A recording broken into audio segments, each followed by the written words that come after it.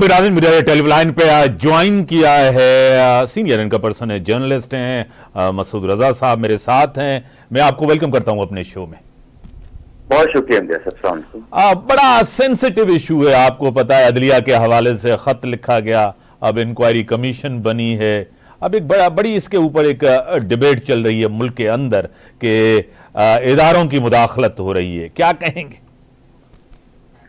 जी बिल्कुल, बहुत अनफॉर्चुनेट है और ये सब कुछ, और पाकिस्तान की एक हिस्ट्री रही है इम्तियाज भाई, ये अदलिया पे दबाव, मीडिया पे दबाव, जमहूरियत की सिचुएशन, ये सारी चीजें। तो इसमें बड़ा अहम है ये कि कुछ जजेस सामने आए हैं और उन्होंने आकर जो कुछ उनके साथ बीती वो उन्होंने बताया है, अब उस पर कमीशन बनाए। तो अब ये देखने वाली बात है कि कमीशन जो है ये वाकईतन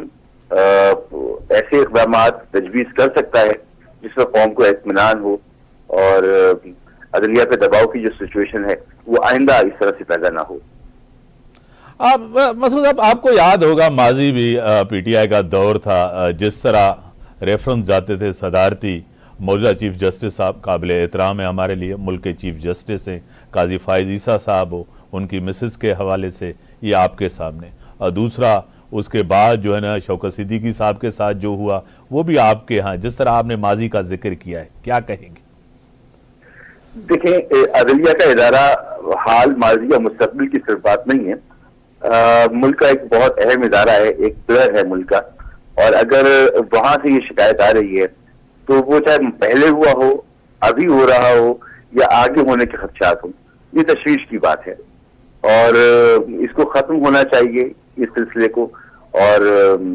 मैं समझता हूँ कि इसको किसी एक दौर तक महदूद रखना मुनासिब नहीं होगा।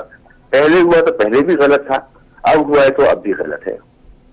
इसी के साथ ही मुल्क की जो हालात हैं आपको सामने, आज ब्लूमबर्ग की रिपोर्ट भी आपके सामने से जरूर गुजरी होगी, और उसी के साथ मसूद साहब नई एक लहर आपको पता है दहशतगर्दी के हवाले से, मैशियत का बड़ा बुरा हाल है, क्या कहेंगे इस हवाले से? देखिए, जब मुल्क के इदारे परफॉर्म ना कर रहे हों अपने ट्रू स्पिरिट में, पार्लियामेंट की तरह बिहेव ना करे, अदलिया की तरह बिहेव करने के काबिल ना हो, मीडिया की तरह नाकाम कर रहा हो, तो फिर ये कमजोरी की अलामत होती है। और इसमें जो गैप रहता है, उस गैप में जो ऐसी कुव्वतें जो निजाम की मुखालिफ होती हैं वो एक्टिव हो जाती हैं। और दहशतगर्दी में तो हमने बड़ी कुर्बानियां दी हैं, अब तक तो इसे जड़ से उखाड़ फेंकना चाहिए और इंशाल्लाह हम उखाड़ फेंकेंगे, लेकिन इसके लिए इत्तेफाक राय बहुत जरूरी है, नाइंसाफी का खात्मा बहुत जरूरी है।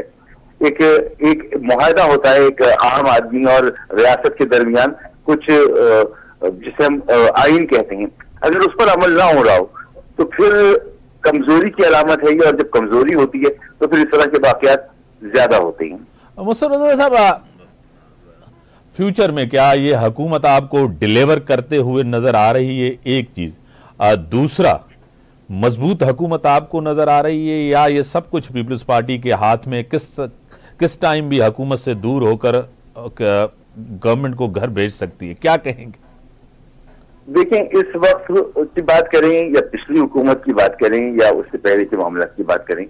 खास तौर पर पिछली हुकूमत और ये दौर, इन अदबार में कुछ भी किसी के हाथ में नहीं है। इमरान खान साहब की जो हुकूमत थी वो भी इत्तेहादियों पर मबनी हुकूमत थी और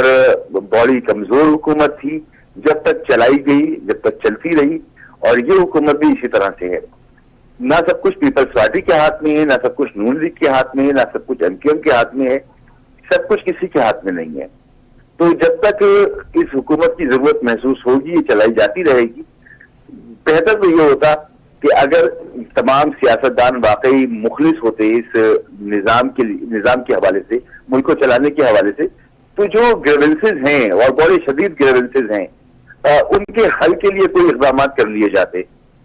कोई इत्तेफाक राय हो जाता, अभी के लिए नहीं आगे के लिए हो जाता। लेकिन अफसोस की बात यह है कि कोई ऐसी सूरत हाल नजर नहीं आ रही है कि अगर जो सियासी जमातों के दरमियान एक मिसट्रस्ट है उसको ही फिल करने के लिए कोई इक़दाम होते, कोई CBMs हो रहे होते, ये भी हमें नजर नहीं आ रहा। तो अगर ऐसी कोई सिचुएशन पैदा होती है तो फिर समझा जा सकता है कि आने वाले वक्त में शायद निजाम बेहतर हो जाएगा। مگر انفارچونیٹ ہے کہ اس وقت نظام کوئی اتنا مضبوط نہیں ہے اور نہ ہی میں یہ سمجھتا ہوں کہ سیاسی جماعتوں کے ہاتھ میں سب کچھ ہے. مصطفیٰ صاحب اس کو میں تھوڑا سا کھل کے اگر میں کہوں ماضی یا آج کو دیکھ